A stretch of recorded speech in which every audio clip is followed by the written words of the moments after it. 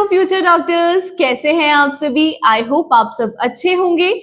मैं हूं मीमांसा और एक बार फिर से स्वागत है आपका एमबीबीएस वाला की यूट्यूब चैनल में। तो दोस्तों, आज मैं लेकर आई हूं फुल मास्टर सीरीज, एक कंप्लीट जर्नी जहां आपको मिलेगा step by step guidance MP NEET UG counselling 2025 का हर phase, from registration to seat allotment तक। तो चलिए शुरू करते हैं आज के एपिसोड के साथ, जिसमें हम बात करेंगे मध्य प्रदेश की counselling process and rule and regulation. दोस्तों, ये वही रूल रेगुलेशन है जो हर एक नीट एस्पिरेंट्स को पता होना चाहिए अपना एडमिशन लेने के लिए, क्योंकि दोस्तों देखा गया है काफी सारे एस्पिरेंट्स को कि नीट रिजल्ट आने के बाद उनके मन में काफी सारे सवाल होते हैं, जैसे कि काउंसलिंग कैसे होती है, कौन से डॉक्यूमेंट्स लगते हैं, और एमपी में कौन सा बॉन्ड है और बॉन्ड क्या होता है। और सबसे बड़ा सवाल ये कि अगर कोई काउंसलिंग प्रोसेस में गलती हुई तो मेरी सीट जो है वो सिक्योर है या नहीं।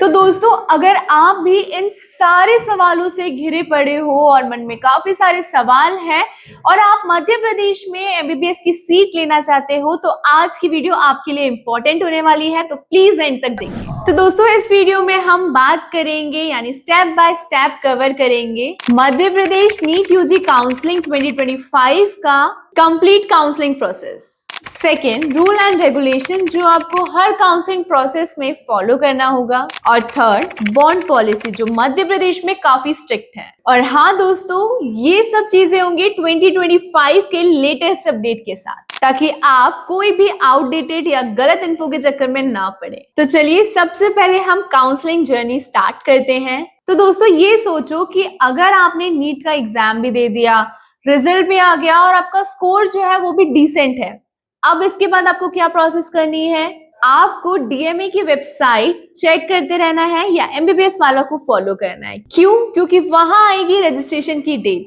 और उस डेट पे आपको रजिस्ट्रेशन करना है। अगर आपको मध्य प्रदेश की डीएमई वेबसाइट नहीं पता है तो मैं वो भी बता देती हूँ, dme.mponline.gov.in। आपको यहाँ पर अपना रोल नंबर, रजिस्ट्रेशन नंबर, आपका आधार कार्ड, आपको अपनी सारी डिटेल फिल करनी है। अगर आपको कोई भी कंफ्यूजन है तो मैंने रजिस्ट्रेशन के ऊपर एक प्रॉपर वीडियो बनाई है जिसमें मैंने लाइव रजिस्ट्रेशन किया है, तो प्लीज आप वो वीडियो गो थ्रू कर सकते हैं। उसकी लिंक मैंने आई बटन और डिस्क्रिप्शन दोनों में दी है। आप जैसे ही रजिस्ट्रेशन अपना डन कर देंगे पेमेंट के साथ, आपको वहां पर एक यूनिक आईडी जनरेट होगी और वो आईडी आपको सेव करके रखनी है। अब नेक्स्ट आपको डॉक्यूमेंट अपलोड करना है परफॉर्मा 1 के साथ, बिकॉज इट्स मैंडेटरी। दोस्तों, इस प्रोसेस में काफी सारे स्टूडेंट्स जो हैं वो बहुत गलती करते हैं, क्योंकि यहाँ पर आपको अपने डॉक्यूमेंट्स जो हैं वो अपलोड करने होते हैं, जैसे कि नीट का स्कोर कार्ड, एडमिट कार्ड, आपकी 10th-12th की मार्कशीट, आपकी पासपोर्ट साइज फोटो, आधार कार्ड, आपका पैन कार्ड।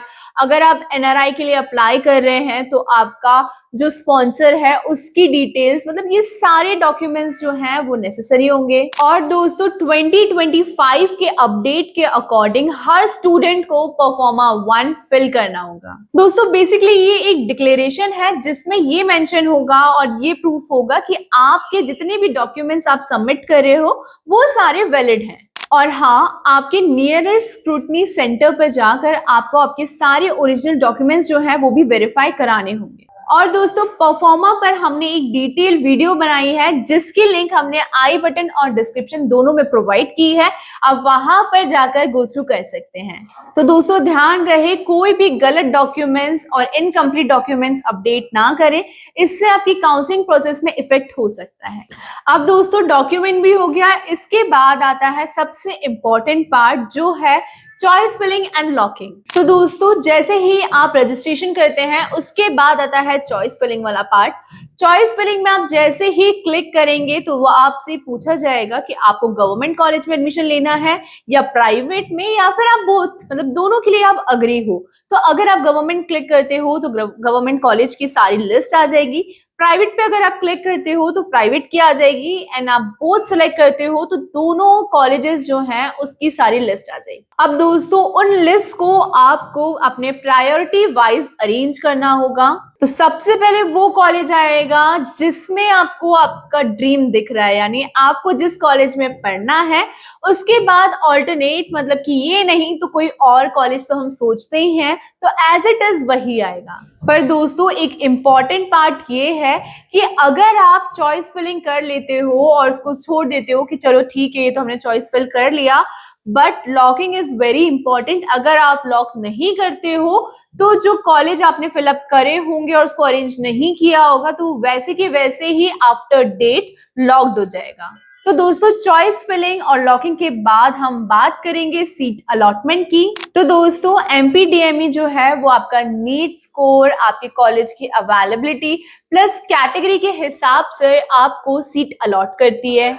दोस्तों सीट अलॉटमेंट के बाद एक अलॉटमेंट लेटर आता है जो फिजिकली रिपोर्टिंग के टाइम आपको रिक्वायर्ड होता है। तो आपको आपकी जो रजिस्ट्रेशन प्रोसेस है वहां से आपको डाउनलोड करना होगा और आपको फिजिकली वेरिफिकेशन के टाइम लेकर जाना होगा। इसके बाद आता है रिपोर्टिंग एंड एडमिशन। तो दोस्तों आपको रिपोर्टिंग के टाइम आपके जितने भी डॉक्यूमेंट हैं वो वेरीफाई कराने होते हैं। आपको अपना एडमिशन फॉर्म भरना होता है और एडमिशन फॉर्म भर के आपको फीस सबमिट करनी होती है। तो दोस्तों इसके बाद हम बात करते हैं एमपी रूल एंड रेगुलेशन 2025 के अपडेटेड रूल के बारे में। तो दोस्तों अगर आप गवर्नमेंट कॉलेज की सीट लेकर छोड़ते हो, यानी एडमिशन होने के बाद उसे लीव करते हो या नेक्स्ट राउंड में अपग्रेडेशन के लिए जाना चाहते हो, तो दोस्तों तब आपको 10 लाख का बॉन्ड अमाउंट सबमिट करना पड़ेगा। और दोस्तों ये बॉन्ड आपको काउंसलिंग के टाइम परफॉर्मा 8A1 के थ्रू करना पड़ेगा।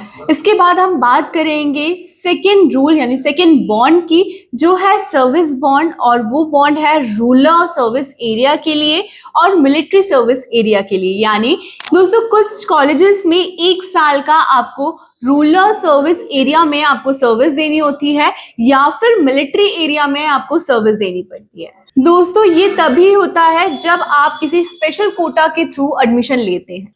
इस सर्विस को फुलफिल करने के लिए आपको परफॉर्मा 8A2 और B भरना होगा। थर्ड है रिजर्वेशन पॉलिसी यानी एमपी 2025 के अकॉर्डिंग। तो दोस्तों अगर आप ईडब्ल्यूएस कैटेगरी से हैं या ओबीसी कैटेगरी से हैं तो इस कैटेगरी की में अगर आपको एडमिशन चाहिए तो आपको यहाँ पर एमपी स्टेट के फॉर्मेट के अकॉर्डिंग ही जो सर्टिफिकेट है वो सबमिट करना होगा। अगर दोस्तों ईडब्ल्यूएस या ओबीसी कैटेगरी से आप बिलोंग करते हैं तो आपको यहाँ पर उसका सर्टिफिकेट सबमिट करना होगा, बट ध्यान रखें जो सर्टिफिकेट है वो एमपी स्टेट के फॉर्मेट में हो और सबसे इंपॉर्टेंट वैलिड होना चाहिए काउंसलिंग की डेट तक।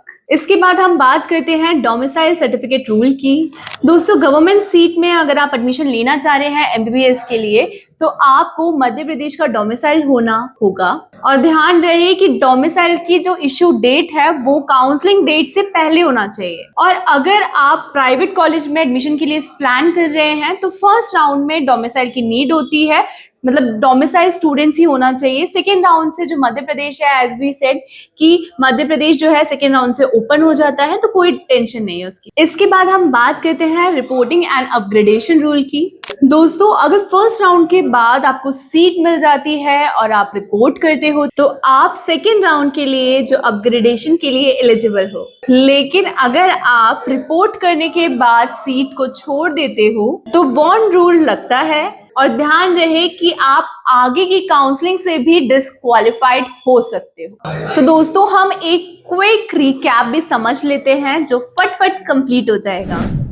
ध्यान रहे अगर आप मध्य प्रदेश के गवर्नमेंट मेडिकल कॉलेज में एडमिशन लेना चाहते हो तो सिर्फ एमपी डोमिसाइल स्टूडेंट्स ही यहाँ पर एडमिशन ले सकते हैं गवर्नमेंट कॉलेज। और अगर आप मध्य प्रदेश की काउंसलिंग में यानी नीट काउंसलिंग में पार्टिसिपेट करना चाहते हैं तो आपको यहाँ की ऑफिशियल वेबसाइट यानी dme.mponline.gov.in पर जाकर रजिस्ट्रेशन करना होगा, चाहे वो गवर्नमेंट कॉलेज हो चाहे प्राइवेट। दोस्तों ध्यान रहे कि आपको चॉइस फिलिंग के बाद चॉइस लॉक जरूर करना है। सीट अलॉटमेंट के बाद जो रिपोर्टिंग है वो मैंडेटरी है दोस्तों परफॉर्मा 8 जो है वो स्ट्रिक्टली आपको फॉलो करना है और ध्यान रहे डॉक्यूमेंट जो है वो वैलिड नहीं हुए और फेक हुए तो जो आपका रिजेक्शन है वो कंफर्म है। अगर आपको अभी भी कोई भी डाउट है तो आप कमेंट करके हमसे पूछ सकते हैं। बेल आइकन प्रेस कर दे फॉर द लेटेस्ट अपडेट और चैनल को सब्सक्राइब करना ना भूले। मिलते हैं नेक्स्ट वीडियो में, तब तक के लिए बाय एंड टेक केयर।